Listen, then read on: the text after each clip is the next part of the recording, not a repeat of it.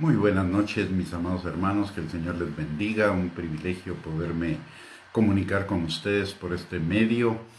Y el día de hoy vamos a compartir una enseñanza respecto a los nombres de Dios que nos permita conocerle más a Él.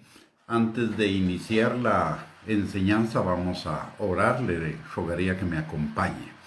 Padre bendito, te damos gracias, Señor, en el nombre de Jesús, por el privilegio que tú nos das en esta noche de podernos reunir para escudriñar tu palabra, sabiendo, Señor, lo que dice el Salmo 133. Mirad cuán bueno y cuán delicioso es habitar los hermanos juntos en armonía, porque ahí envías tu bendición y vida eterna.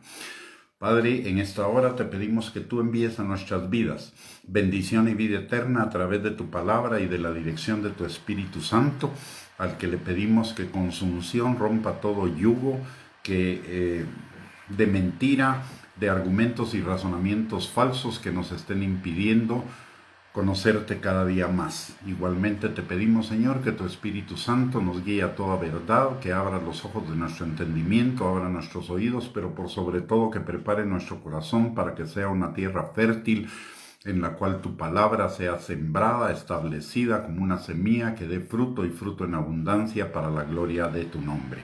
Te lo pedimos todo, Señor, en el nombre poderoso de Cristo Jesús. Amén y amén. Muy buenas noches, mis amados hermanos, bienvenidos a esta transmisión. Es un privilegio el poder compartir con todos ustedes a través de este medio un tema tan importante como es el conocer a nuestro Dios.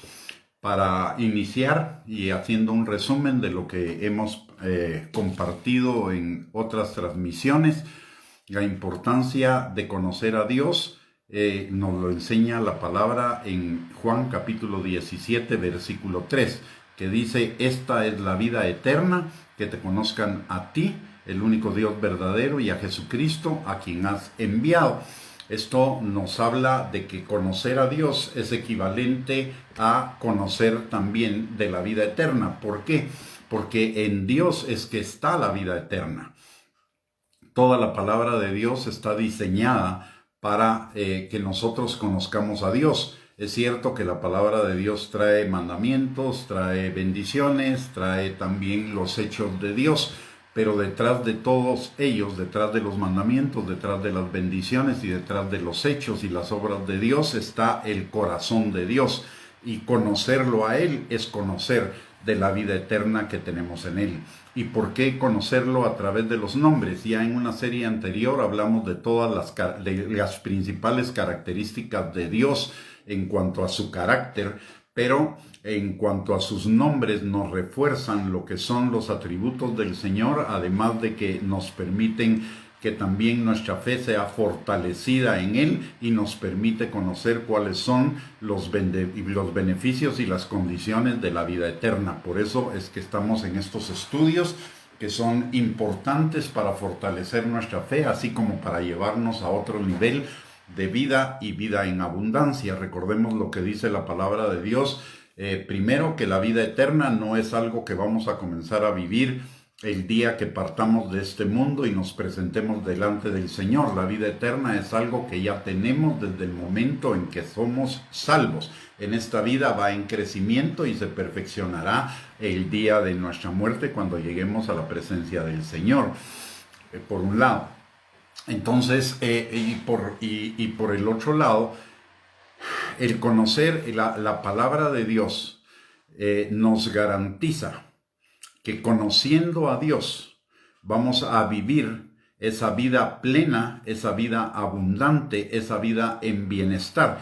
Recordemos lo que dice Juan 10:10, que el Señor vino para que tuviéramos vida y vida en abundancia, y que Él desea prosperarnos en todas las cosas y que tengamos salud así como prospera nuestra alma, y que meditar en la palabra de Dios nos hace como árboles plantados junto a corrientes de agua que dan su fruto a su tiempo, su hoja no cae y todo lo que hagamos prosperará.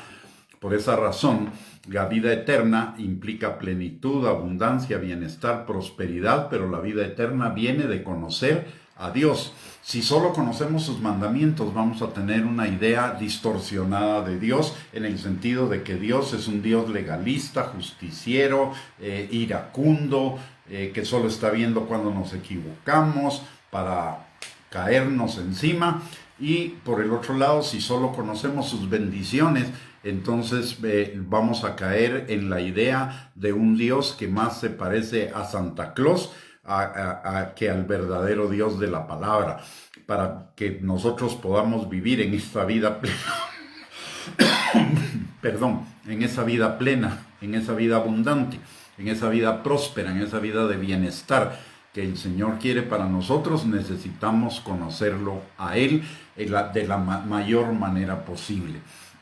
Y sus nombres son un indicador de quién es Dios y de qué hace Dios por nosotros. El nombre no es solamente una identificación, el nombre refleja las cualidades, las características, el carácter, la obra de Dios. Entonces, por eso es importante que lo conozcamos, porque el nombre va ligado a las promesas, va ligado a los mandamientos y va ligado a las obras del Señor. En esta enseñanza del día de hoy vamos a comenzar a ver los nombres compuestos de Dios. En las enseñanzas anteriores vimos los nombres primarios, pero ahora vamos a ver los nombres compuestos. ¿Qué quiere decir eso? Que al nombre de Dios se le agrega una característica adicional que refuerza el concepto de quién es Dios. Y vamos a comenzar con el nombre El Elyon. Recordamos que la partícula El significa Dios. ¿Y qué significa el Elyon entonces? Tiene la significación de que Él es el Dios del cielo, de la tierra y de las alturas. Este nombre se usa en Génesis 14:18, cuando Melquisedec se reúne con Abraham, y Melquisedec es identificado como sacerdote del Dios Altísimo y bendice a Abraham con la bendición del Dios Altísimo. ¿Eso qué significa? Que Dios sea el Dios Altísimo significa que Él es no solamente Dios, sino que es el amo, el Señor sobre todas las cosas.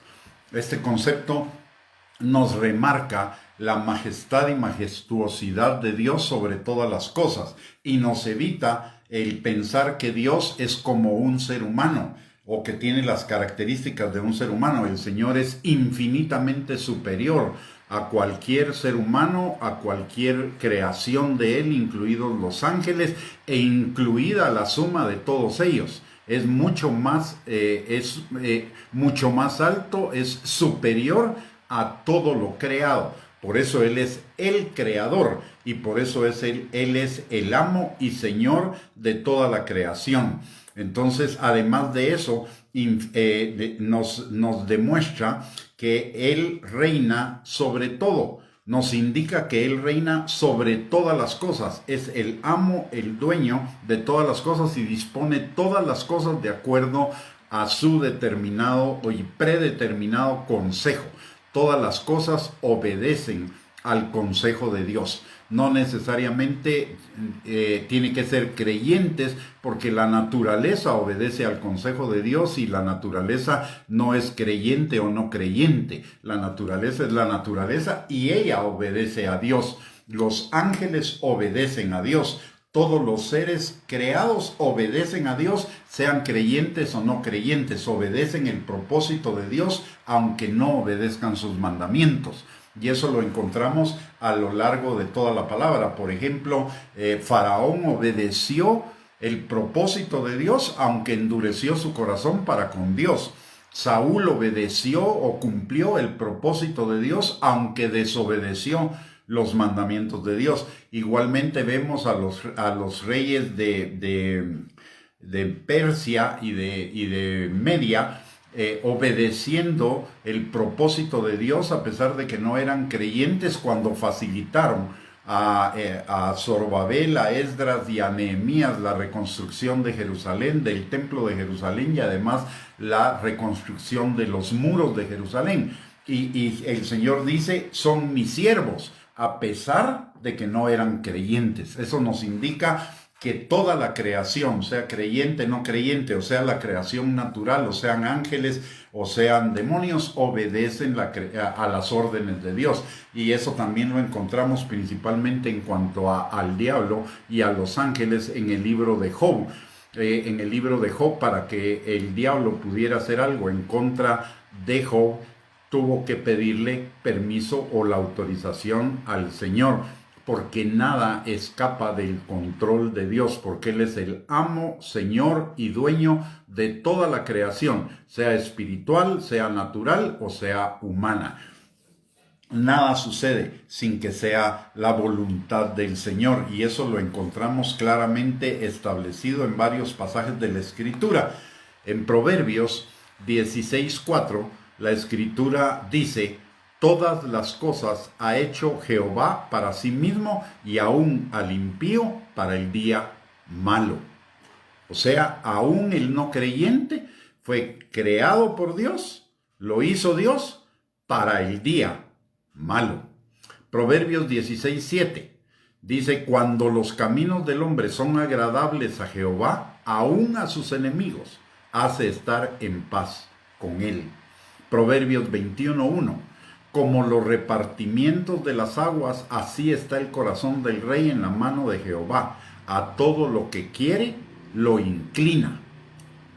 Y Romanos, capítulo 9, versículo 15 al 23, es una escritura que nos enseña que Dios realmente es el amo, Señor y dueño de toda la creación, y que Él hace con su creación de acuerdo a su determinado consejo, que de ninguna manera puede ser malo, porque Dios es bueno, es santo, es perfecto, y Él sabe por qué hace las cosas como las hace, por qué permite las cosas que permite.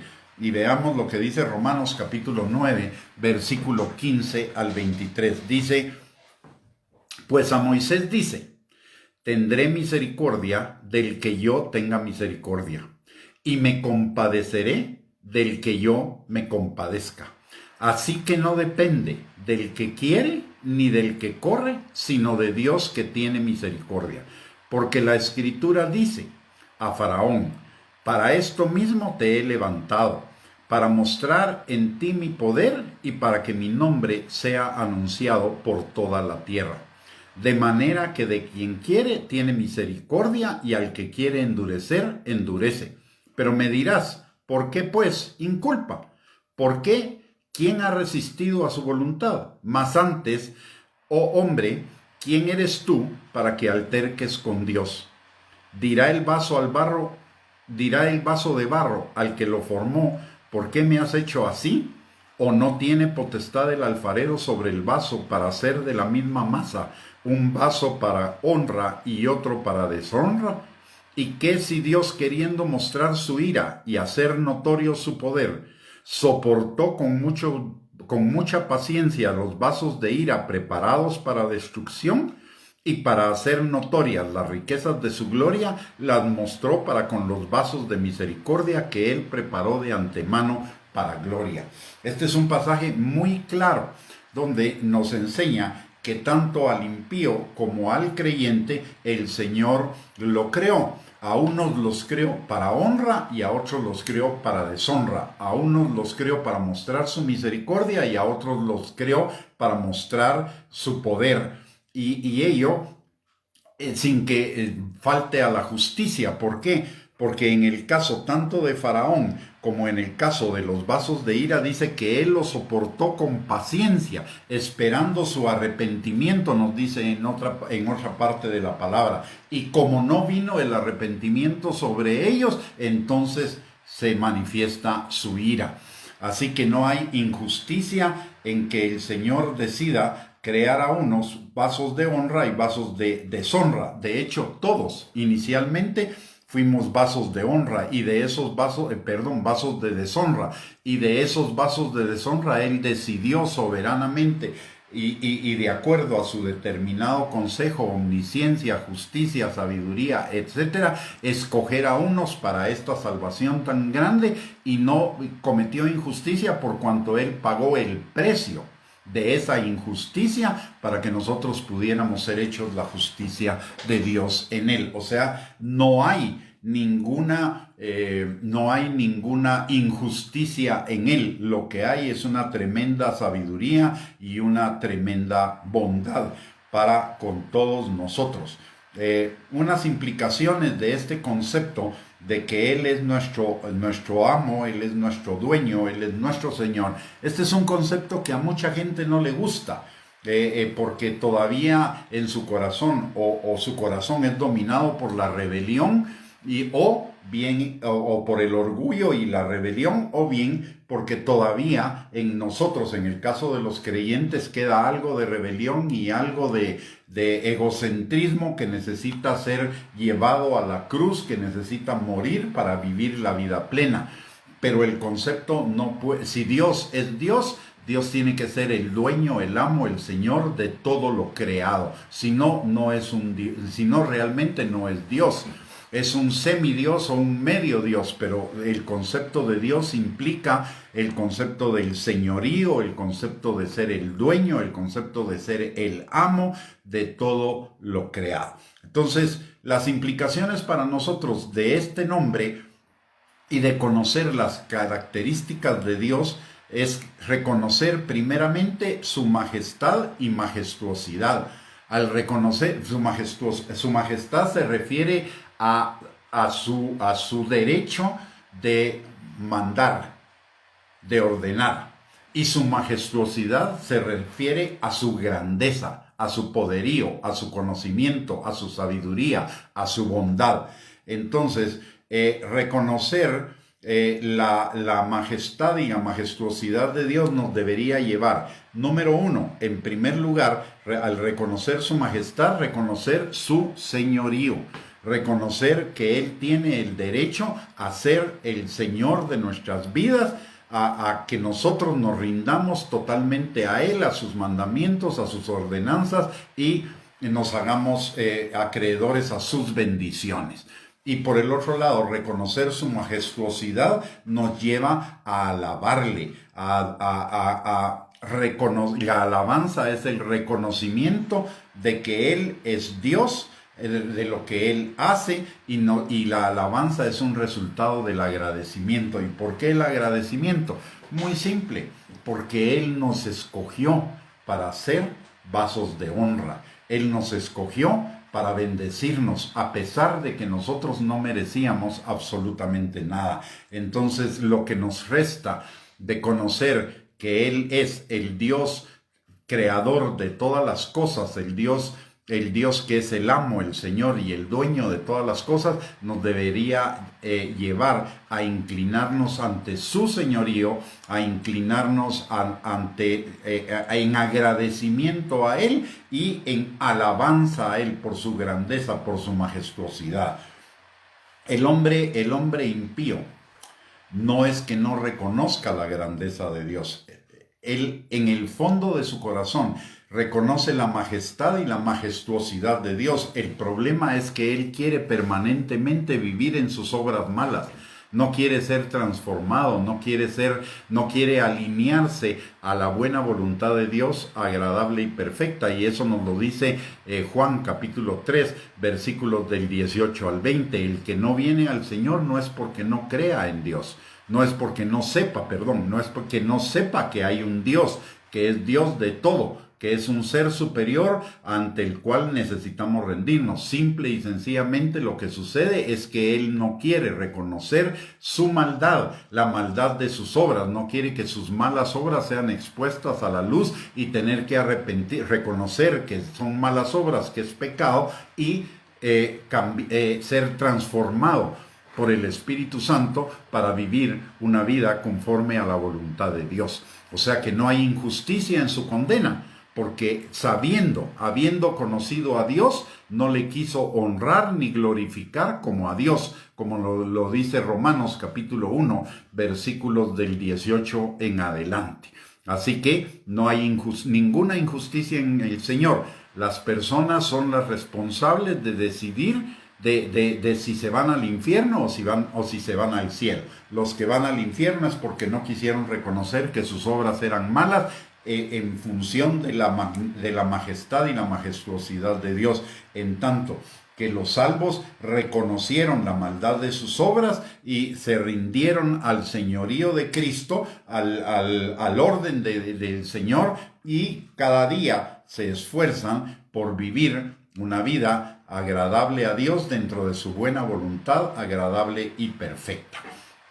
Vamos a entrar ahora entonces al segundo nombre compuesto de Dios, y este nombre es El Shaddai. Recordemos que la partícula El remarca Dios.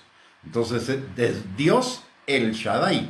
Dios Shaddai. ¿Y qué significa el Dios Shaddai? Significa el Dios vivo. El Shaddai, la palabra Shaddai es una palabra que en sus raíces significa pecho o seno. Y recordemos que el seno o el pecho materno es el que imparte alimento, el que imparte vida a través de ese alimento al nuevo ser. Entonces, el nombre del Shaddai significa el que puede, el más que suficiente, el todopoderoso, el del que depende toda nuestra vida. Así como la vida del bebé depende del alimento materno, de la misma manera nuestra vida depende del Dios Todopoderoso. Este nombre, El Shaddai, se menciona en el libro de Job y en Éxodo en el capítulo 6, versículos 2 y 3. Y es el nombre por el cual los patriarcas Abraham, Isaac y Jacob conocían a Dios. Este nombre también nos indica que Dios es un ser fuerte, es un ser en sí mismo superior.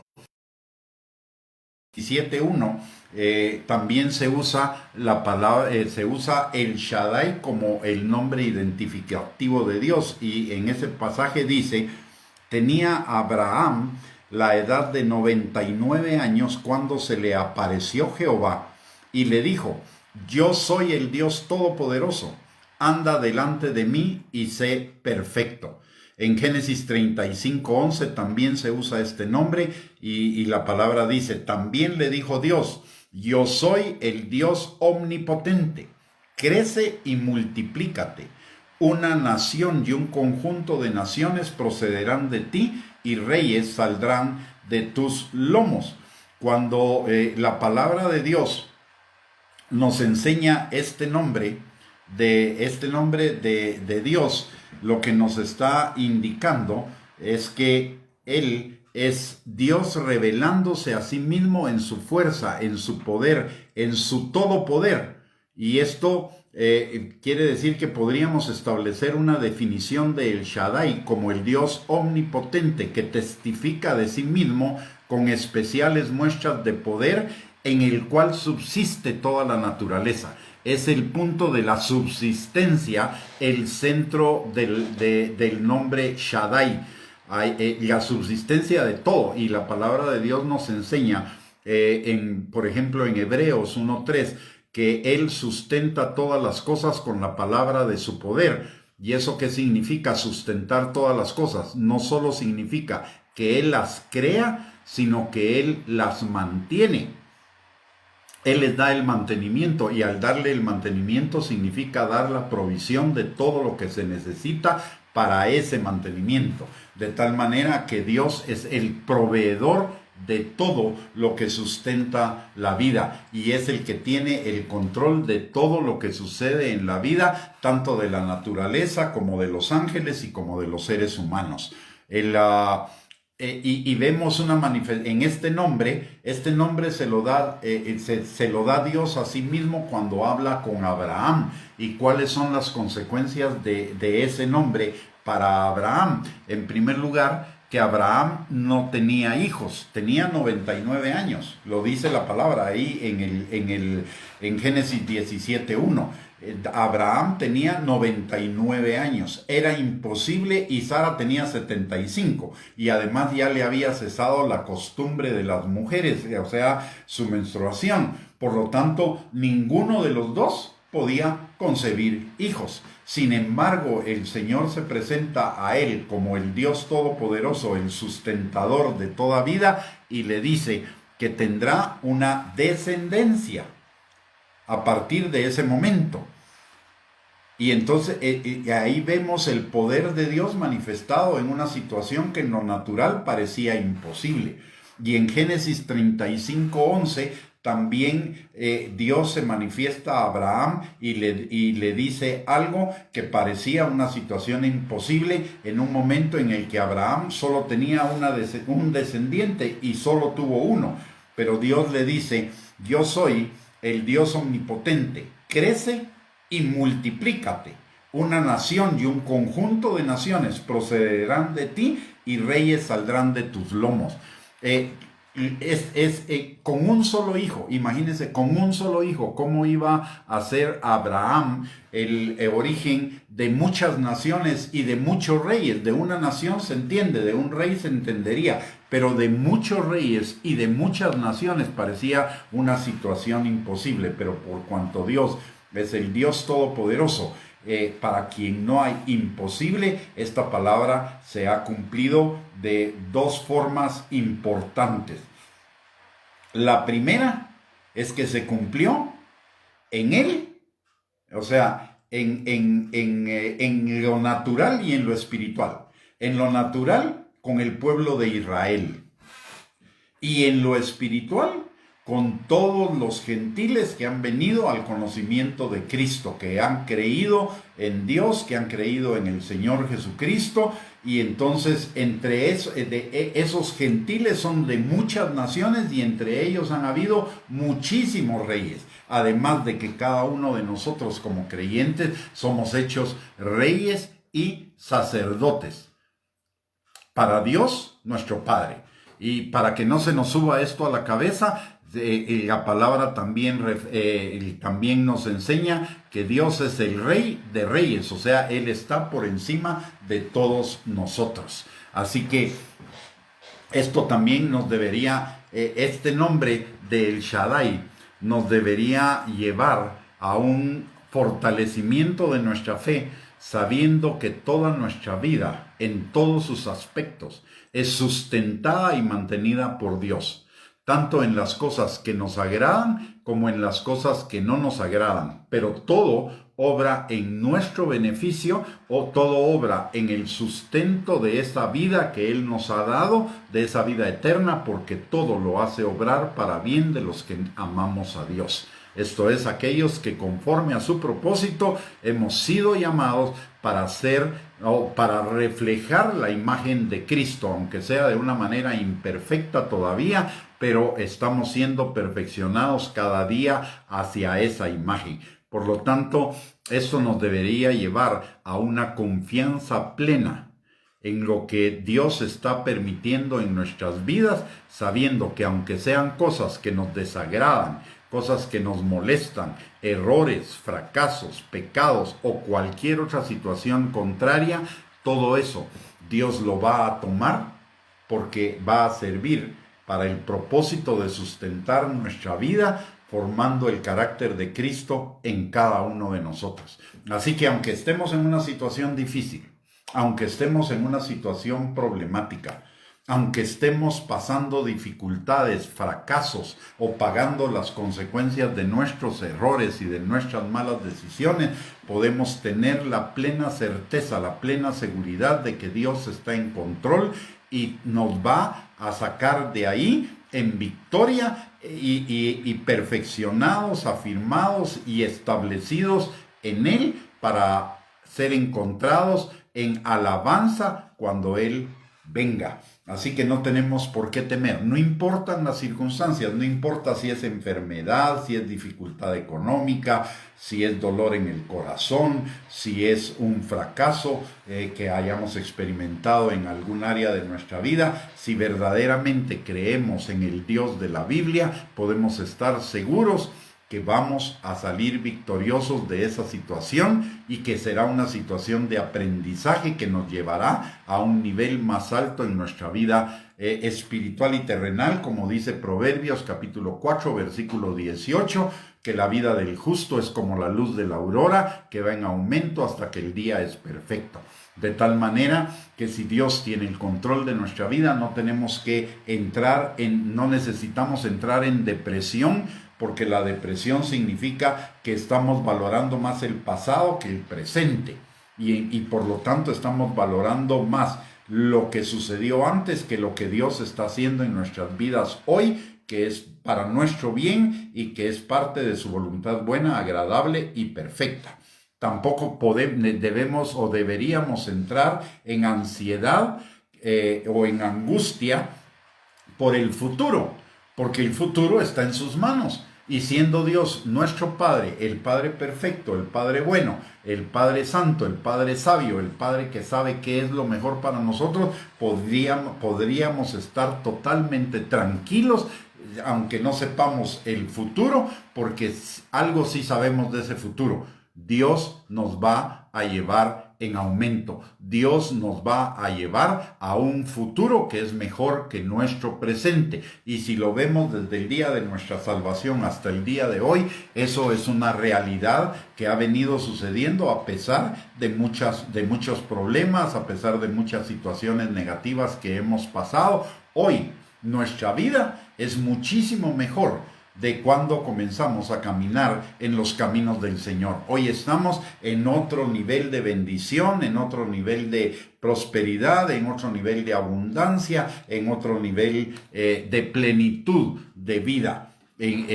¿Por qué? Porque Dios tiene el control y Él lleva, aún en medio de situaciones difíciles en nuestra vida, cada día a un nivel superior. Lo dice Filipenses capítulo 1, versículo 6. El que comenzó la buena obra en vosotros la perfeccionará hasta el día de Jesucristo. ¿Y eso qué significa? Que Él está perfeccionando nuestras vidas cada día, usando tanto las situaciones que nos gustan como las situaciones que no nos gustan. Las situaciones que nos gustan es para reforzar nuestra fe, y las situaciones que no nos gustan es para que nosotros sepamos las cosas que hay en nuestro corazón que necesitan ser transformadas para alinearnos al Señor. Cuando algo no nos gusta, si Dios ya lo definió como algo bueno que va a obrar para bien de nosotros y a nosotros no nos gusta, lo que está sucediendo es que está prevaleciendo nuestro criterio sobre el criterio de Dios, y eso significa ego.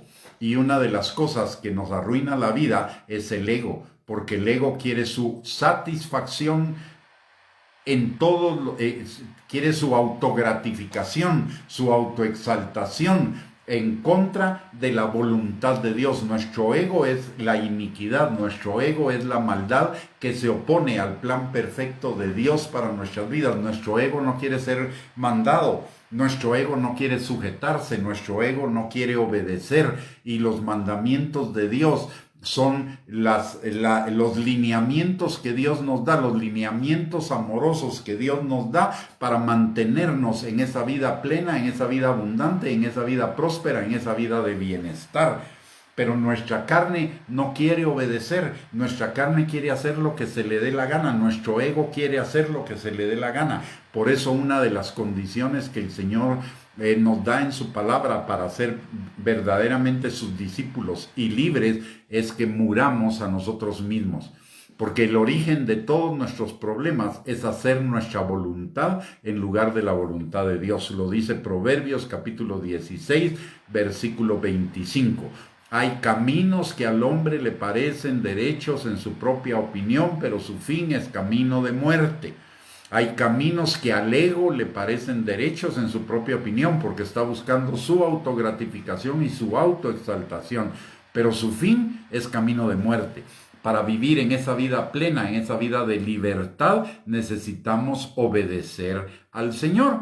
Y el Señor nos da esos mandamientos no porque nos quiera arruinar la vida, no porque le quiera quitar gozo o placer a la vida. Al contrario, Él nos da esos mandamientos para que disfrutemos de todas las cosas que Él ha hecho para nuestro bien, para nuestra plenitud, para nuestra bendición, para nuestra prosperidad, para nuestro bienestar.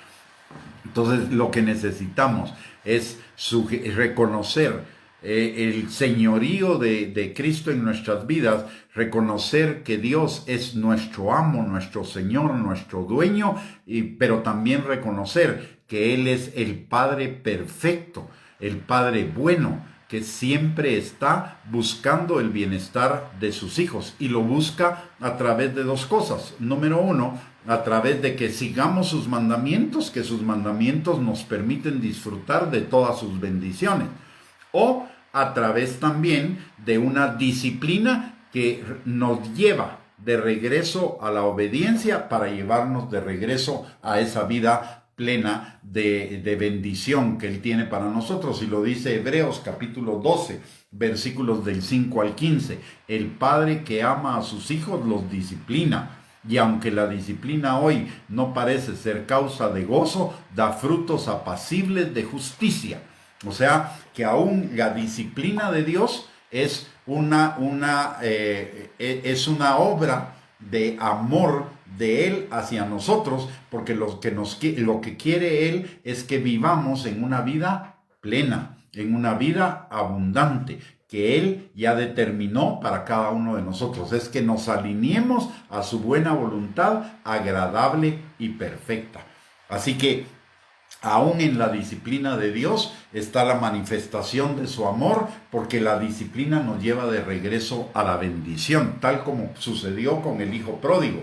El hijo pródigo se rebela con el padre y comienza a vivir su vida como se le da la gana. Su vida termina en una granja cuidando cerdos y deseando el alimento de los cerdos. Sin embargo, cuando él regresa a la casa del padre, entonces la bendición es restaurada a través de un vestido nuevo, a través de un anillo, a través de calzado, a través de un becerro gordo, a través de una fiesta. Toda la bendición del Hijo es restaurada, y eso es lo que Dios hace cuando nos disciplina. Cuando nos disciplina es porque nos hemos salido de la casa del Señor, es decir, de esos lineamientos, de esos mandamientos en que Él ha establecido para nuestra bendición. Nos salimos de ahí, nos salimos de la bendición. Entonces sigue un proceso disciplinario para que nos arrepintamos y volvamos a ese camino de bendición. La disciplina del Señor es algo maravilloso. ¿Duele? Sí, pero es algo maravilloso porque es restauradora. Al final su fruto es de bendición. Y a veces cuando las cosas no nos están saliendo bien es porque el Señor de alguna manera nos podría estar disciplinando en relación a algunos aspectos de nuestra vida que no los hemos alineado a Él, porque Él nos quiere llevar a un mejor plan. Los planes de Dios siempre son mejores que nuestros planes. La palabra de Dios dice, cuando nosotros oramos, por ejemplo, nosotros oramos por un plan, pero la palabra de Dios nos dice que el Señor nos da mucho más abundantemente de lo que pedimos o esperamos. ¿Por qué? Porque sus planes para con nosotros son mejores. Por eso el Señor tiene 3 respuestas a la oración. Una es sí, la otra es sí, pero espera, porque el tiempo en el que yo lo voy a hacer es el tiempo perfecto, este no es el tiempo todavía. Y la otra respuesta es no, pero ese no siempre trae detrás algo importante. No, porque yo tengo algo mejor para ti.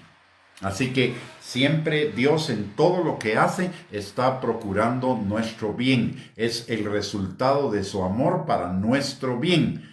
Porque Él tiene cuidado de nosotros. Él nos ama. Él nos ama con amor eterno. Y Él ha determinado todas las cosas para que nosotros podamos disfrutar de ese amor. Entonces sus mandamientos son resultado del amor. Sus bendiciones son resultado del amor. Sus obras son la manifestación de su amor en hechos concretos en la historia personal y en la historia de la humanidad. Y su disciplina también es un acto de amor para con cada uno de nosotros. Dios, si nosotros nos queremos apartar de sus caminos y nos queremos apartar de sus bendiciones, Dios bien podría decir, bueno, es la decisión de Él, me lavo las manos y que ahí vaya o haga lo que quiera. Pero el Señor sabe que si eso sucede, nuestro postrer estado será peor que el primero. Entonces Él interviene por amor, disciplinándonos para llevarnos de regreso a ese camino de bendición que Él tiene para cada uno de nosotros. Esa es la característica de Él como el Shaddai, el Dios que sustenta la vida en todos sus aspectos. No solo nos da la vida, sino que la sustenta en todos sus aspectos. El Dios más que suficiente para todo. Por eso este nombre compuesto también refleja lo que dice el nombre Yo soy el que soy. Es el único que necesito para todo en mi vida. Mire, nosotros no necesitamos, si tenemos al Señor, no necesitamos nada más. No necesitamos confiar en personas, no necesitamos confiar en situaciones, no necesitamos confiar en nuestras fuerzas, no necesitamos confiar en nada creado. En el único que tenemos que confiar es en el Señor. Él es el más que suficiente, el que sustenta nuestras vidas, el que lleva nuestras vidas en aumento como la luz de la aurora. Él proveerá cada cosa, cada persona y cada situación que nosotros necesitemos para llevarnos a esa vida de bendición, a esa vida de prosperidad, a esa vida de plenitud que Él quiere para cada uno de nosotros. Entonces, ¿qué necesitamos? Mis amados hermanos, necesitamos dejar de lado nuestros propios pensamientos que pensamos que son buenos para sujetarnos a los pensamientos del Señor. Todos los pensamientos del Señor son no solo verdaderos, sino que son sabios. Todo lo que el Señor nos dice en su palabra es sabiduría pura. Y la sabiduría es el principio del bienestar. La sabiduría es el fundamento del bienestar. Entonces, necesitamos acogernos a esa sabiduría. Si el Señor dice, no hagas, no hacemos. Si el Señor dice, haz, hagamos. Porque eso es lo que nos conviene para tener plenitud de vida. Todas las bendiciones del Señor están atadas a la obediencia. Por eso es que hay mucha gente que está frustrada o está desanimada porque ha creído en las bendiciones, pero no ha puesto en práctica los mandamientos. Ha ejercido fe para las bendiciones, pero no ha ejercido esa misma fe para la obediencia a la palabra. Y Hebreos 11:8 nos dice claramente que Abraham tuvo fe para obedecer a Dios. O sea, parte de la fe es la obediencia. Yo no puedo decir que tengo fe solo porque confío en sus promesas. Tengo fe si confío en sus mandamientos, confío en sus promesas, confío en sus obras y confío en su disciplina. De tal manera que no discuto ninguna de las cuatro cosas. Tener fe es creerle a Dios por todo lo que Dios dice, no creerle a Dios solo por algunas cosas. Es creerle a Dios por todo. Esa es la verdadera fe. Hacia eso debe crecer nuestra fe. De hecho, Marcos 11:22 nos lo señala claramente. Que la fe, que tengamos fe en Dios. Ojo, no dice que tengamos fe en las promesas. No dice que tengamos fe en sus mandamientos. No dice que tengamos fe en sus obras. Dice que tengamos fe en Él. Y si tenemos fe en Él, entonces vamos a tener fe en sus mandamientos, en sus promesas, en sus obras y en su disciplina. Pero el objeto de nuestra fe no debe ser una promesa. Eso se llama confesión positiva. El objeto de nuestra fe no deben ser los mandamientos. ¿Por qué? Porque eso se llama legalismo. El objeto de nuestra fe no deben ser las obras de Dios en nuestras vidas. El objeto de nuestra fe debe ser Él. Y si tenemos fe en Él, vamos a tenerlo todo por añadidura. Eso es exactamente lo que dice Mateo capítulo 6, versículo 33. Busca el reino de Dios y su justicia y todas las cosas nos van a ser añadidas. Y todas las cosas significa obediencia, bendición, multiplicación, bienestar, fruto del Espíritu, etcétera, etcétera, etcétera. Todo. Pero necesitamos tener nuestra fe en Dios. Y para tener nuestra fe en Dios es que necesitamos conocer a Dios, conocerlo a través de sus atributos, conocerlo a través de sus nombres, conocerlo a través de quién es Él. Hay gente que solo conoce sus manos, como que si Dios fuera Santa Claus, pero no conoce su corazón. Hoy hay mucha gente que busca a Dios para sus bendiciones, pero no está buscando al Señor para su señorío en sus vidas. No están dispuestos a coger el señorío de Dios en sus vidas, y no nos percatamos que la palabra de Dios claramente nos dice que si nosotros obedecemos su palabra, vendrán sobre nosotros todas estas bendiciones. Lo dice en el libro de Deuteronomio, en el capítulo 28, versículos del 1 al 14. Pero también en ese pasaje dice que si no aceptamos el señorío de Dios, entonces vendrá sobre nuestras vidas. Si no obedecemos, vendrán sobre nosotros una gran cantidad de maldiciones. Pero la gente no quiere obedecer sus mandamientos. Se dice cristiana, pero no quiere obedecer sus mandamientos. Y no nos hemos dado cuenta que Dios es un todo. No podemos segmentar a Dios. Dios es un todo. Dios es promesas, Dios es mandamientos, Dios es obras, Dios es disciplina, Dios es justicia, Dios es juicio, Dios es gracia, Dios es misericordia, pero también es verdad. Dios es un ser integral, pero nosotros queremos una parte de Dios. Nosotros solo queremos su gracia, nosotros solo queremos su amor, nosotros solo queremos su misericordia, solo queremos sus bendiciones. Pero no, eso no está bien. Eso no está alineado a la palabra de Dios. Por eso hay muchísimas personas que no están viviendo en la buena voluntad de Dios, agradable y perfecta, porque no están dependiendo de Dios 100%, solo dependen de Dios para el cumplimiento de las promesas, pero no dependen de Dios para los lineamientos que Dios tiene para que vivamos esas promesas.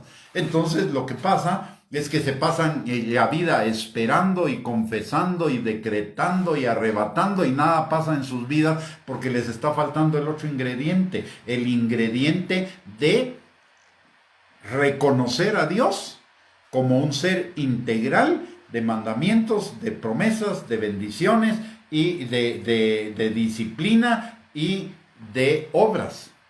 Entonces necesitamos aprender a depender de Él en el 100%, no solo para ciertas cosas. Dios no es Santa Claus.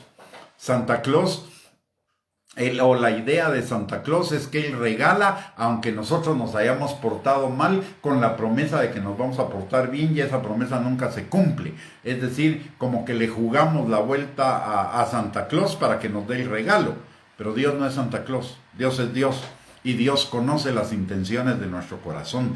Dios ni siquiera hemos dicho la palabra y ya Él sabe lo que vamos a decir. Él conoce la interioridad de nuestros corazones. Así que Él sabe exactamente en dónde estamos cada uno de nosotros parados, y Él va a proceder con cada uno de nosotros de acuerdo a esa situación.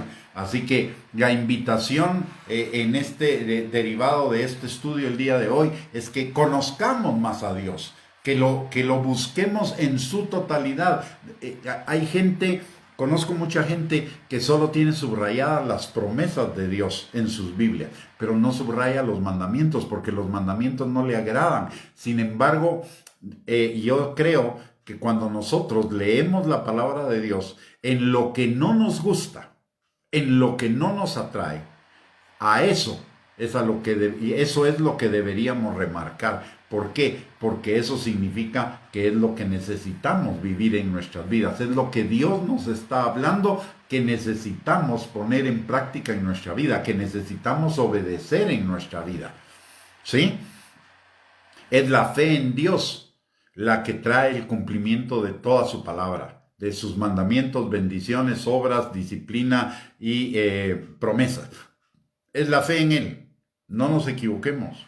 No, el tener fe en sus promesas, como mucha gente lo hace, no significa que crean en Dios. Y de repente, en algunos casos, ni siquiera significa que sean salvos y que van a vivir con el Señor en la eternidad, porque están buscando su conveniencia. Y recordemos lo que la palabra de Dios dice en Mateo capítulo 7, versículo 21 al 23. Dice: no todo el que me dice Señor, Señor, entrará en el reino de los cielos, sino el que hace la voluntad de mi Padre que está en los cielos. ¿Y qué es hacer la voluntad del Padre? Obedecer la palabra. Pueden tener dones, pueden tener bendiciones, pero eso no significa que sean salvos. Eso solo significa que Dios está teniendo misericordia para con ellos y dándoles tiempo para que se arrepientan y se vuelvan a Él de todo corazón. Pero no significa que ya sean salvos. La bendición económica nunca ha sido una señal de aceptación espiritual. Y lo vemos en Faraón. Faraón era el rey de todo un imperio.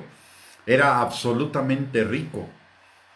Era el dueño de toda la tierra de Egipto por la obra de José en el tiempo de la escasez. Y sin embargo, Faraón fue destruido para manifestar el poder, la justicia y la disciplina de Dios y la ira de Dios como castigo al pecado. O sea, la bendición material no es sinónimo de aceptación espiritual. Los dones tampoco son señales de aceptación espiritual. La burra de Balaam profetizó, pero la burra no fue salva. Balaam era un profeta genuino que se desvió y se convirtió en el ejemplo de los falsos profetas. Judas tuvo dones, porque Judas fue de los enviados al Señor, por el Señor a predicar el evangelio, a sanar enfermos, a liberar demonios. Y fue de los que regresaron y le dijeron al Señor: en tu nombre se nos sujetan los demonios. Pero ¿qué les dice el Señor? No se preocupen de que los demonios se les sujeten. Preocúpense de que su nombre esté escrito en el libro de la vida. Y eso fue profético para Judas. Judas era de los que estaban celebrando que tenía dones y que esos dones servían para hacer operaciones milagrosas. Sin embargo, él es el hijo de desobediencia. Él traicionó a Jesús. De tal manera que ni los dones, ni la bendición espiritual, ni el éxito posicional son sinónimos de apreciación espiritual. La apreciación espiritual viene por la obediencia a la palabra. Y Pablo lo deja escrito para Timoteo por el Espíritu Santo de una manera muy clara. Le dice Pablo a Timoteo: procura presentarte a Dios aprobado, como obrero que no tiene nada de qué avergonzarse, que usa bien, que conoce bien y que aplica bien la palabra de verdad. Ya era obrero, ya tenía responsabilidades como obrero, porque Pablo lo había mandado a dirigir temporalmente algunas de las iglesias. Sin embargo, le recuerda: no es por tu trabajo en el Señor, no es porque seas un obrero que vas a ser aprobado, es porque conoces y aplicas la palabra de verdad. Y la palabra de verdad es mandamientos, la palabra de verdad es promesas, la palabra de verdad es obras, pero más que promesas, mandamientos y obras, la palabra de verdad es Dios Todopoderoso. Hasta tanto no reconozcamos que Dios es el amo de nuestras vidas, que Dios es el Señor de nuestras vidas, que Él tiene el derecho soberano de hacer con nuestras vidas lo que quiera, porque todo lo que va a permitir en nuestras vidas es para nuestro bien, no estamos viviendo bajo el señorío de Cristo realmente. No quiero decir con eso que no vayamos a ser salvos. Muchos sí, algunos no. Pero la base de la salvación es el señorío de Cristo. Y si no, miremos lo que dice Pablo en Romanos capítulo 10, versículos del 8 al 10. Dice: esta es la palabra de fe que predicamos, que si creyeres en tu corazón que Jesús es el Señor y que Dios lo resucitó de los muertos, entonces serás salvo. Si vemos el requisito de la salvación, es el reconocimiento del señorío de Cristo. Y el reconocimiento del señorío de Cristo implica que una vez somos nuevas criaturas, nuestra vida está dirigida a la santificación, a la obediencia, al mayor grado posible. El Señor nos va a perfeccionar en esa obediencia de día a día. No quiere decir que no nos vayamos a equivocar, pero sí quiere decir que nuestra vida está enfocada en alcanzar la meta del supremo llamamiento de Dios en Cristo, que es que el carácter de Cristo sea formado en nosotros. Y al ser formado el carácter de Cristo en nosotros, vamos a ser obedientes y vamos a caminar en esa santificación. Jesús lo dijo claro. Jesús, el santo de los santos. ¿Y qué fue lo que dijo Jesús? No se haga mi voluntad, sino tu voluntad. Mi comida, lo que sustenta mi vida, es hacer la voluntad del que me envió. Y esto nos habla de la importancia de la obediencia. Nuestra vida debe estar enfocada en la obediencia, en el reino de Dios y su justicia, no en sus promesas. ¿Por qué? Porque sus promesas son derivadas del reino de Dios y su justicia, de la obediencia. Si conocemos al Dios verdadero, lo único que nos puede llevar el conocer al Dios verdadero es a la obediencia. De hecho, es lo que dice: no quiero sacrificios, no quiero ceremonias, no quiero rituales. Lo que quiero es obediencia y misericordia. Entonces, el conocimiento de Dios debe llevarnos a una transformación, a un fortalecimiento de nuestra fe, a un fortalecimiento de nuestra obediencia, a un fortalecimiento de nuestra santificación, a un fortalecimiento de la búsqueda del carácter de Cristo en nosotros. Y eso nos va a llevar a una vida plena, a una vida abundante, a una vida en victoria, sin necesidad que lo estemos buscando, arrebatando, declarando, profetizando, ni nada. Se va a cumplir porque Dios no es hombre para mentir, ni hijo de hombre para arrepentirse. Él lo ha dicho, Él lo hará. Él es el todo suficiente, el todopoderoso, el más que suficiente para sustentar nuestra vida en todas las áreas. Pero es importante que obedezcamos. La palabra clave no son bendiciones, la palabra clave es obediencia, porque la obediencia trae las bendiciones. Así que, mis amados hermanos, esto es todo por hoy. Hemos terminado con la enseñanza, pero le quiero pedir que me permita unos minutitos más antes de despedir la transmisión, orando por usted y su familia. La primera de las cosas que le quiero pedir favor es que, si esta enseñanza ha sido de bendición para su vida, por favor, compártala con sus contactos sociales, con sus contactos en sus redes sociales, para que también bendiga la vida de ellos. Por el otro lado, le quiero contar que tenemos un canal en YouTube a nombre de Gustavo Bianchi, donde están todas estas enseñanzas, muchas de ellas con sus bosquejos. Hay más de 100 enseñanzas, o mucho más de 100 enseñanzas en ese canal para bendición de su vida, para que usted sea edificado, exhortado y consolado, y nos preparemos para ser la novia que Cristo viene a traer en el arrebatamiento, que ya está muy próximo. Así que si usted quiere más enseñanzas de edificación, de consolación y de exhortación, y que hagan crecer su fe, le invito a que se suscriba a nuestro canal y acceda a las prédicas. Es totalmente gratuito, no tiene que hacer ningún pago, están ahí por gracia para servirnos a todos. Pero háganos el favor de suscribirse, eso nos bendice de una manera especial, porque en algún momento el subir del número de suscriptores significa poder tener otros derechos en YouTube. Así que le agradecería que se suscriba y que además nos bendiga con escuchar esas enseñanzas para edificar su vida. El tercer recordatorio es: si usted tiene que salir de su casa por alguna situación, por favor, si tiene que ir a trabajar o hacer algún mandado o alguna emergencia, por favor, cumpla con las medidas de seguridad para bien suyo, de su familia y de los demás. Cuando nos protegemos a nosotros, estamos protegiendo nuestra familia y nuestro entorno.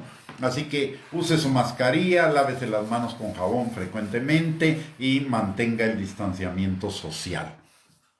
Le invitamos para el día de mañana a las 8 de la noche para otra enseñanza de edificación, de exhortación y de consolación a su vida. Y vamos a despedir esta transmisión orando por usted y por todos los suyos. Padre, en el nombre de Jesús venimos delante de ti en esta noche dándote gracias por la revelación de tu palabra a través de tus nombres, la revelación del Dios Todopoderoso y la revelación del Dios más que suficiente para sustentar nuestras vidas, Señor. En esta hora, Padre, aprovechamos para entrar al trono de tu gracia, para encontrar misericordia y gracia para el oportuno socorro, no solo nuestro, sino de nuestras familias, Señor. Y te pedimos en el nombre poderoso de Cristo Jesús que tu mano esté sobre cada uno de nosotros y nuestras familias, sanando al que está enfermo, restaurando al que está quebrantado, liberando de toda mentira, de todo argumento o razonamiento falso, Señor, que se oponga al conocimiento tuyo para que podamos vivir en la plenitud de la vida que tú tienes para cada uno de nosotros.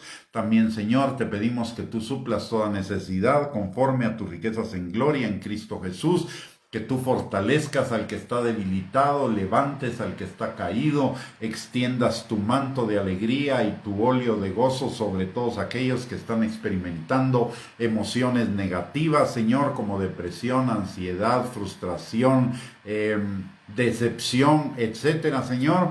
También te pedimos, mi Dios Todopoderoso, que cambie su lamento en danza, su tristeza en alegría, sus lágrimas en risa, su duelo en fiesta, Señor, que los llenes de tu gozo. Y Padre, a todos en esta noche, danos un sueño reparador, que tu Espíritu Santo, Señor, trabaje en nuestro hombre interior, sembrando, Señor, semillas de bendición, y que el día de mañana, Señor, nuestras fuerzas hayan sido repuestas y podamos hacer todo lo que tengamos que hacer con gozo, con alegría, Señor, y para la gloria de tu nombre y para bendición nuestra, Padre. Te lo pedimos todo, Señor, en el nombre poderoso de Cristo Jesús. Amén y amén.